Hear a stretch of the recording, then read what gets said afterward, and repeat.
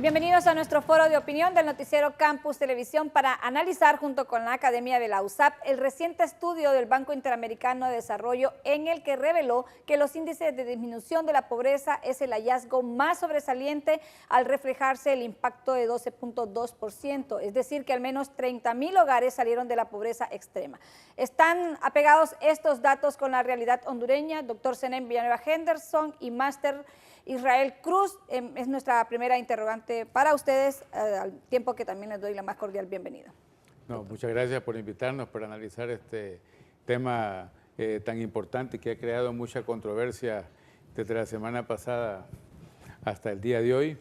Realmente creo que ha habido en parte una manipulación de la noticia que puede ser interpretada de diferentes formas, porque realmente no es que ha habido un 12.2% de disminución de la pobreza, sino que lo que realmente ha existido es, y que lógicamente vamos a analizarlo más a profundidad, tal como se menciona, una migración de un porcentaje de la población que se encontraba en pobreza extrema a pobreza, y que lógicamente pues requiere una serie de análisis para que nosotros realmente podamos afirmar que esto es así. Sí, Máster Cruz, ¿cuál es su primera reacción sobre el tema? Bueno, muchas gracias por estar aquí e invitarnos siempre a estos espacios. Yo creo que el Banco Interamericano de Desarrollo, igual que los otros organismos de financiamiento internacional, siempre están tratando de poner cifras dependiendo del comportamiento del gobierno. Si el gobierno hace todo lo que ellos dicen en sus recetas, siempre están favoreciendo con pequeños detalles de que mejora el crecimiento, de que mejora esto, de que salieron de la pobreza extrema. Luego, cuando ellos, digamos, financian o buscan organismos para encargarse de hacer una visión de país o una estrategia de reducción de la pobreza, ahí tienen otro discurso en el que ya manifiestan de que por qué línea vamos a analizar el tema de pobreza, si por el método de las necesidades básicas satisfechas o por el de la línea de la pobreza. En el de la línea de la pobreza se valora con cuánto vive una familia, y en el 2001 se decía que con 100 lempiras una familia de 5 miembros debería de vivir, pero ni siquiera eso se llegaba porque se dijo que con $1 al día es que la gente vivía, o sea, un valor de 24 lempiras, que era lo que podía hacer. Y luego con el de las necesidades básicas satisfechas es que usted puede tener empleo, pero si no tiene un lugar donde vivir, entonces es pobre igual. Entonces, pero en este estudio no nos están haciendo esa valoración, simplemente ellos lo lanzan para ver cuál es la reacción. Pero nos damos cuenta que si las causas se mantienen, que es, digamos, deuda, exclusión, ¿de dónde se sacan estas cifras si no es un invento? Sí, yo quiero compartirles unos datos de interés. El estudio se realizó en 375 aldeas del país en 5.625 hogares. 2.900 en hogares con tratamiento del programa Vida Mejor y en 2.730 hogares control comparativo entre los que reciben ayuda y los que no. Comparto esta reflexión del FOSDE en Honduras que habla sobre la pobreza, que es un problema estructural que no puede reducirse con medidas marginales como una mensualidad o un pago periódico a través de subsidios, que es pan para hoy y hambre para mañana. Entonces les consulto. Básicamente este es el estudio que ha realizado. Exacto. Y aquí, hablando de la reducción de la pobreza que ellos mencionan, existen dos formas de reducir pobreza. Hablemos específicamente de pobreza extrema, porque pasar de la pobreza a no pobreza ya implica definitivamente otros elementos que estructuralmente en Honduras no estamos preparados. Una es hacerlo de una manera paliativa y temporal, a través de un bono, como lo que sucede actualmente, que el bono Vida Mejor, que antes se conocía como bono 10.000, que si no estoy equivocado, implica que a una familia se le dan 10.000 lempiras por un lapso de 10 meses, 1.000 lempiras mensuales. Con esa cantidad de dinero definitivamente que es muy difícil salir de la pobreza.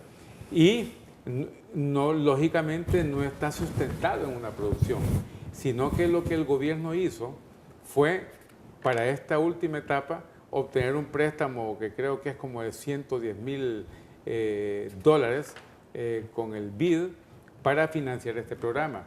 Y Honduras está en un momento en el que la deuda que tiene, la deuda externa, creo que es altísima y va a llegar un momento en que no va a tener capacidad de endeudamiento para poder seguir financiando un programa de esta naturaleza.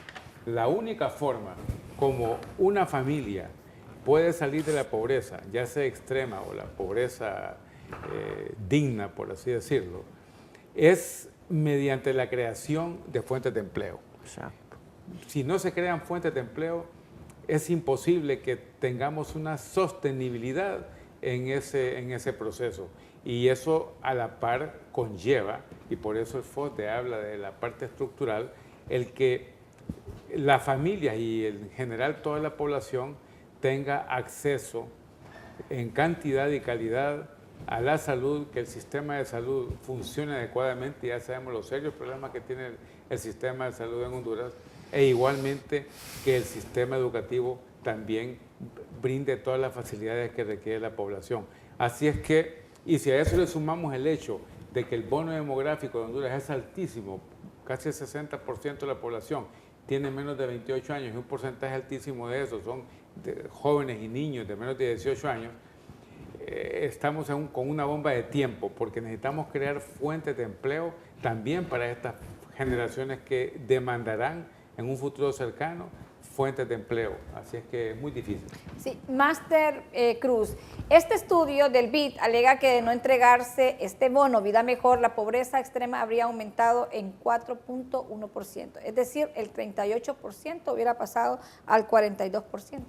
Sí, como le digo, es como estamos en un contexto de la contaminación por cifras o por contaminación por información, porque hace unos días también la CEPAL decía que la pobreza en Honduras andaba en un 69% aproximadamente.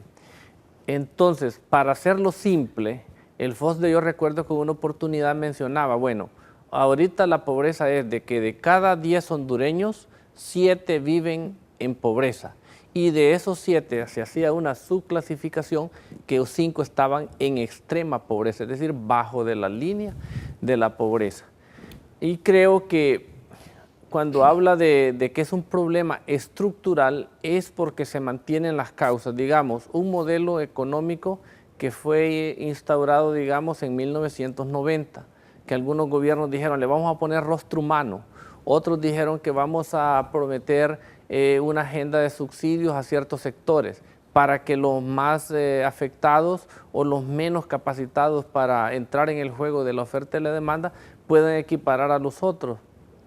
Hay una gran concentración de la riqueza, lo sabemos en el país, es otra causa estructural de pobreza, la concentración del poder político en pocas manos, al igual que la riqueza, y también los altos índices de violaciones a los derechos humanos, y si dentro de eso apartamos un sector que se llama sector mujer, la pobreza es más acentuada todavía, porque rivaliza con el sexo masculino, en tanto las oportunidades a veces no le llegan en la misma dimensión. Entonces vemos que se mantienen esas variables, se mantienen esas causas. Entonces el BID que nos diga que le vamos a creer en ese caso en cuanto diga una de las causas de la pobreza ha desaparecido, pero si la causa se mantiene, los efectos los vamos a seguir teniendo, porque la raíz es esa, pero no vamos a venir a querer combatir efectos con índices que ellos, como les digo, lo pueden sacar de una muestra, pero no están yendo a los lugares exactos. Por ejemplo, cuando aquí se habló de las 2 estrategias, de crear la estrategia de reducción de la pobreza para solventar los problemas de una Honduras post-Mitch, se habló que había que hacerlo, pero el gobierno plantó con los organismos de financiamiento que había que hablar de una estrategia de reducción de la pobreza. La sociedad civil habló de combatir la pobreza. Entonces no hubo un acuerdo, porque para el gobierno dijo reducir es lo mismo que combatir, sabemos que no. Entonces, pero el gobierno lo que buscaba en ese momento era mantener las causas, porque no podía desarticular la concentración ni del poder político ni de la riqueza. Entonces, ¿de qué está hablando el BID si no es algo que ya nosotros podemos constatar a través de cualquier estudio aquí nomás en los cinturones de miseria y los bordos? ¿Han mejorado ustedes con el bono? Sí, temporalmente sí, el día a día, pero Hay gente que dice, denme un trabajo, porque el trabajo da dignidad. Un bono convierte en una situación parasitaria a la gente, no le da dignidad, entonces la estamos acostumbrando a una situación delicada, porque aunque sea un trabajo de poco ingreso, pero le dignifica a la gente porque tiene poder de compra, poder de préstamo, pero que me estén dando bonos, ¿quién me va a dar crédito? Ninguna empresa me da. Entonces son situaciones que se tienen que plantear. Para aportar lo que usted está diciendo, disculpe que lo interrumpa, según el BID, este estudio se hizo en la zona rural, no se hizo en la zona urbana, donde las mediciones serían completamente diferentes. De acuerdo, pero que nos expliquen si las causas cómo se mantienen. Aparte de esto, si desaparecen, ¿dónde está la distribución, digamos, de un recurso que está en conflicto en el país, el recurso tierra, el acceso? ¿Cuánto cuesta acceder a ese elemento en el área que lo mire, ya sea en la área urbana, o en el área rural, el acceder a un predio para desenvolverse, ya sea en el área urbana con una vivienda, en el área rural para una parcela para diversificar los cultivos o para la seguridad alimentaria? Entonces son situaciones que son fácilmente confrontables, en tanto el problema de la pobreza, según se definió en ese momento que trabajamos en la RP, era que es un problema de carencia de necesidades biológicas, psicológicas y sociales, no solamente de ingreso, porque incluso el Banco Mundial se inventó un concepto en ese momento, pobreza mental y pobreza por falta de ingreso. Entonces, o pobreza material, ¿cuál es la que pesa más? Decían ellos. Entonces, la mental es terrible porque usted, aunque tenga ingreso material, lo deshace, porque no tiene esa capacidad para administrar. Pero con lo que nos ocupa el BID, como les digo, es fácil confrontar con la realidad porque las causas están más latentes que nunca. Dice también otra reflexión del FOSDE que quiero compartir con ustedes. Honduras es un país con mayores indicadores de desigualdad. ¿Cómo es posible que el salario promedio es de 8.500 lempiras mensuales, pero existe un segmento de la población privilegiada que devenga salarios de alto nivel, con menos horas laboradas que la mayoría de la población? Sí, ese es otro serio problema que tiene nuestro país, el de la desigualdad, y yo le sumaría el de la inequidad. Porque una cosa es la desigualdad, que en muchos países y en todo el mundo existe, pero que en nuestro país se magnifica más porque la inequidad es mayor incluso que la desigualdad, entendiéndose por inequidad lo que, en otras palabras, lo que decía el máster Israel, de que existe una concentración de riqueza en pocas manos y existe un 70% de la población, de los cuales más de un 40% vive en extrema pobreza. Entonces esa genera una gran inequidad y estas personas no tienen acceso a lo más elemental, y no es con un bono que nosotros vamos, como lo dije al inicio, a lograr que estas personas mejoren su calidad de vida, porque no tienen acceso a educación, a salud, a la misma seguridad, a fuentes de trabajo que sean dignas y donde se pueda tener un salario que realmente cubra mínimo la canasta básica que se requiere para una familia. Y ahí sí tendría razón de ser el hecho de que mientras se crean esas condiciones, nosotros demos un bono de vida mejor o un bono 10.000, o como le queramos llamar. Pero si nosotros, a la par de ese bono que se está otorgando, que es cuestionable por muchas razones, no estamos creando las condiciones para que estos pobres, y principalmente los que están en la pobreza extrema, puedan salir de ella, no sirve de nada. Y eso es importante resaltarlo, porque de lo contrario va a llegar un momento en que no vamos a tener ya capacidad para obtener más préstamos para cubrir ese bono, y habrá una reversión que causará muchos mayores problemas. Sí. Máster Cruz, ¿qué medidas se podrían recomendar para reducir la pobreza en el país? Bueno, yo creo que dentro de estas medidas, una de ellas pues es encontrar esa igualdad de oportunidades para todos, porque la dimensión de un hondureño en buenas condiciones y con ese principio de oportunidad es igual que cualquier ciudadano de cualquier país. Ya lo hemos demostrado a través de algunos personajes que tenemos que nos representan a nivel internacional. Otro aspecto sería poder diversificar la producción, pero esto entonces habrá que hacer una distribución equitativa, lo que hablaba el ingeniero Senén, equidad, el principio de equidad aplicado en todas las esferas de la realidad nacional. En vez de que el BID esté planteando esto, debería pensar o impulsar el asunto de la planificación de programas de inversión nacional, es decir, ¿dónde está la planificación? ¿Dónde está el plan 2020? ¿Se ha escondido? ¿Dónde está el plan de nación? Todos estos son agendas que están escondidas porque implica ponerse a hacer temas relacionados con la distribución de los recursos para que a todos nos toque algo al final, pero no estar posponiendo a través de paliativos, sino que el subsidio que llegue para mejorar la producción, digamos, de las personas, pero que no llegue para quererlo sostener eternamente. El subsidio no es eso, sino que la bonificación debe ser premiar al que trabaja más y no al que no trabaja. O sea, al que está desmovilizado. Al que está desmovilizado hay que ponerlo en el camino. Pero el que está trabajando entonces dice, al ver al que el otro que solo le llega a la casa una bonificación, ¿cómo se pone a pensar? De acuerdo. Entonces yo creo que son factores y sobre todo el combate a la pobreza y la impunidad.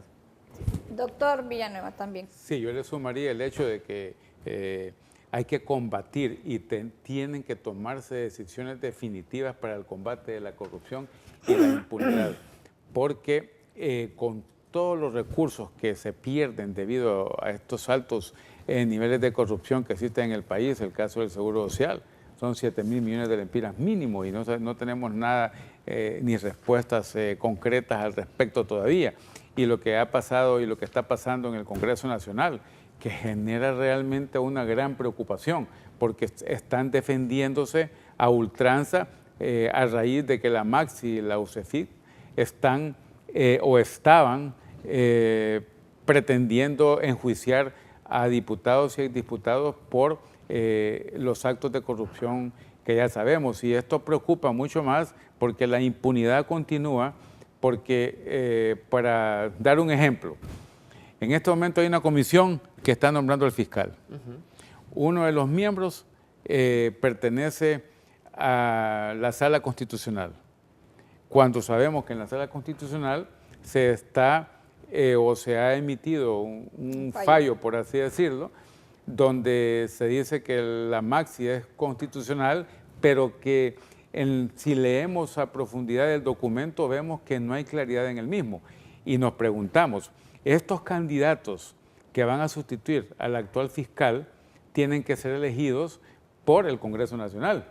Y el Congreso Nacional en este momento está en la palestra pública porque creo que como nunca en la historia había sido tan cuestionado un poder del Estado como es el Congreso Nacional, y muchos de ellos defendiéndose por esos actos de corrupción, y son los que tienen que elegir al fiscal que va a combatir la corrupción, incluyendo los actos de corrupción que se han detectado en el mismo Congreso Nacional. Entonces es un marasmo ahí de situaciones que son muy difíciles mientras prevalezca la impunidad en nuestro país. Bien, ya para finalizar vamos a reiterarles la misma consulta con la que ingresamos. ¿Coincide o no con la realidad nacional este informe del BID en el país? ¿Sí o no? Para mí no, porque las causas estructurales de la pobreza en Honduras se mantienen y al contrario se profundizan. Doctor Villanueva, ¿sí o no? De acuerdo totalmente, no hay forma de que nosotros podamos pensar de manera diferente, no. Y de hecho, incluso me atrevo a decir que se van a agudizar esas condiciones en los próximos años por todo el proceso inflacionario y devaluatorio en que nos encontramos, sumándole el hecho de que no tenemos acciones claras para combatir la corrupción. Muchas gracias, doctor Villanueva, y también máster Israel Cruz. Yo quiero finalizar con una frase del FOSDE: con la entrega de subsidios no se saca a nadie de la pobreza. Que Dios continúe bendiciendo Honduras.